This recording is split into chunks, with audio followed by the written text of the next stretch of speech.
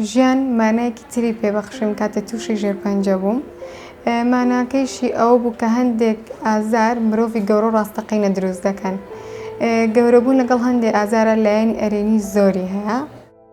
من کە تووشی شێرپەنجە بووم تەمەنم 16 ساڵ بوو. هەندێک خەون و ئاواتم هەبوو. بڕێرمدا لە پێناو خەون و ئاواتەکانم بجەنگم. کاتێک کە هەستم بە ئازاریان بێتاقەتیەک دەکرد، شتانێکم دەکرد تاوەکو چێژی لێوەربگرم.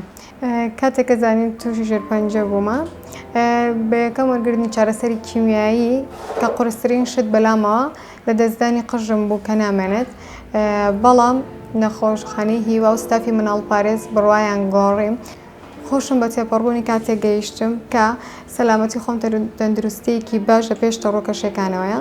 کاتێک تووشی شێرپەنجە بووم خێزانەکەم زۆر پاڵپشتم بوون کە ئەم بینن لەگەڵیانە کە دڵخۆشن پێکەنن. منیش زۆر هەستم بە ئاسوودی و بە ئارامیەکە لە ناخەوە. ئیتر ئەوەی کە هەمبوو لە بیرم ئەچووەوە لەگەڵ خۆشکێکمان دوانم. کاتێک زۆر کاتم لەگەڵ ئەوە بەسەر ئەبر، کاتێک ئازارمە بۆ شتێک هەبوو هەستمان بە یەکتریە کرد، زۆر لە من تێگەی چونکە دوانە بوو هەر ئازارێکم هەبووە ئەگەر خۆشم نەموتایە ئەو هەستی پێ کرد.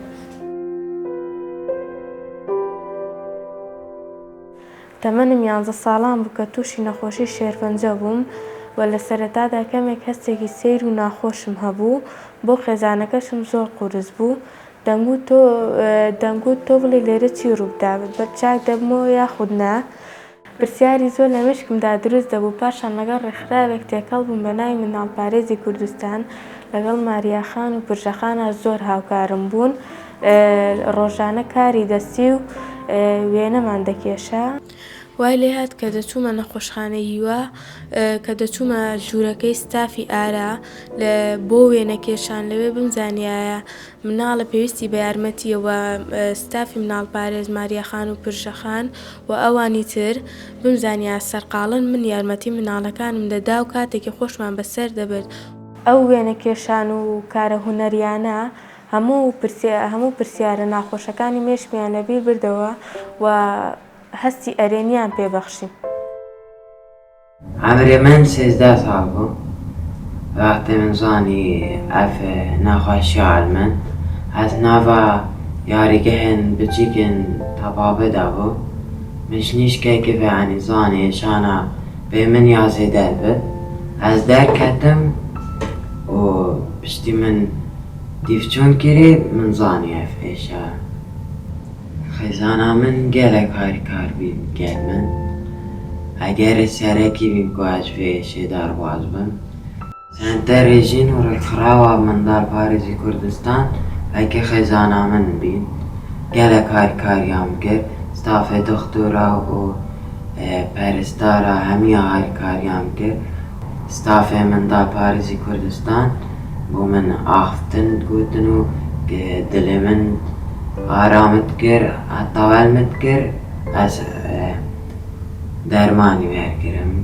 خۆشترین بیرهاتن گەل منداڵپارێزی کوردستان سپرایز بووم چێ کرد.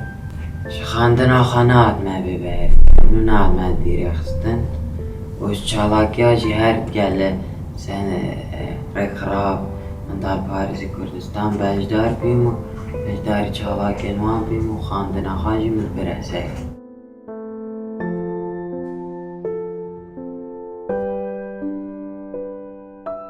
لە تەمەنی 4 ساڵیدا تووشی نەخۆشی شێرپەنجە بوو. زۆر بچووک بووم کە تا بزانم کە چیمە. دکتۆرەکان و پەرستارەکان لەگەڵ ستافی ڕێکخراوی مناڵپارێز ویانم دەکرد کە ئازارەکان بیرچێتەوە. لەگەڵ ئەو ئازارەشمدا ماڵەوە دایک و باوکم ویان لێم دەکرد کە دەمیان بردە دەرەوە، یاریان لەگەڵم دەکرد بۆ ئەوەی زۆر هاوکاری منیان دەکرد لەبەرەوەی کە لەگەڵ ئەو ئازارەیە بتوان ڕووبەڕووی بمەوە. خۆشترین یادگاریەکان لەگەڵ مناڵپارێز دەچینە دەرەوە بۆ گەشت و سەیران، بۆ پارک، بۆ شاری یاری. جاروا بوو پێکەوە یاریمان دەکرد لە یاریەکان لە تەمەنی خۆمان. دەستی هونەریشم هەیە، چەندین جار بەشداریم کردووە لە پێشانگاکانی هونەری ڕێکخراوی منداڵپارێز لە نەخۆشخانەی نانەکەلی. بیرارکە کوڕی پورمە هەر لە منداڵی و پێکەوە برادەر بووین و ئێستا شەر بێکەوەین. لە کاتی نەخۆشیەکەشدا هەر بێکەوە بووینە. ئێستا شارگاری زۆر جوانمانەیە بەیەکەوە.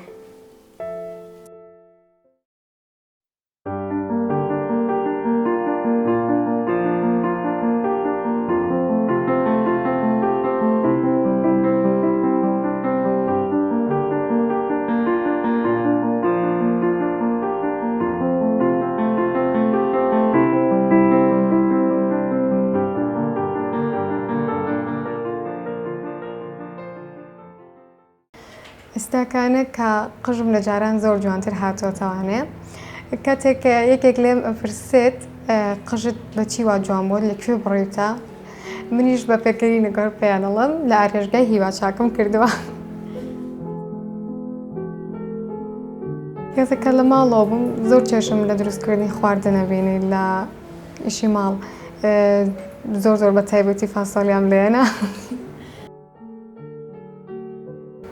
ئێستا خوێندکارم زۆر حەز دەکەم لە داهاتوو ئەگەر قوتابخانە تاوەکەم ببم بە پارێزەریان بەشی دەرووناسی تاوەکەم بۆ ئەوەی یارمەتی خەڵک بدەم. کاتێک کامەکتەبم تاواکریان هاوینەکانم و کاتانە حەزەکەم بچم لە بەشی مناڵپارێز بم بەخۆبەخش لەوێ ئیشکەم لەبەرێ و ئەزبوونی کە من هەمان نیشانی ئەوانیشی بم کە ئەوان بەهێزن خۆیان بە هیچ شێوەیەک زیندانی نەکەن لە ماڵەوە. ئەمە ببم بە پزیشکی نەخۆشی شێرپەنجە لەبەرەوەی هەر منداڵێ ئەو نەخۆشی هەبوو ببم بە نمونە بۆیان.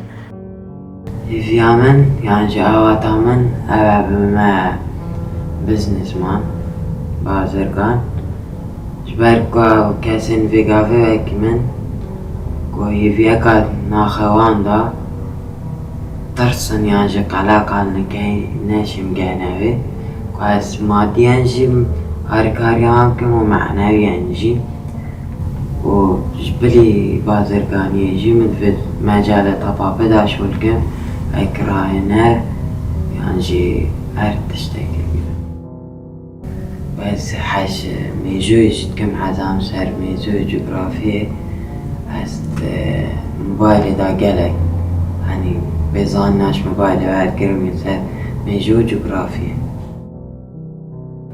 ئاواتمان لە داهاتوودا ببم بە پزیشک بۆ ئەوەی چارەسەری و کەسانە بکەم کە تووشی نەخۆشی شێرپەنجە بوونە بێئومێد نەبن لە چاکبوونەوە چونکە خودای گەورە هەر نەخۆشیەکی دانا بێت چارەسەرێکشی لەگەڵی داناوە. نەخۆشی شێرپەنجە نەخۆشیەکی ترسناک نییە تەنها پێویستی بە ئیرادەیەکی بەهێز هەیە.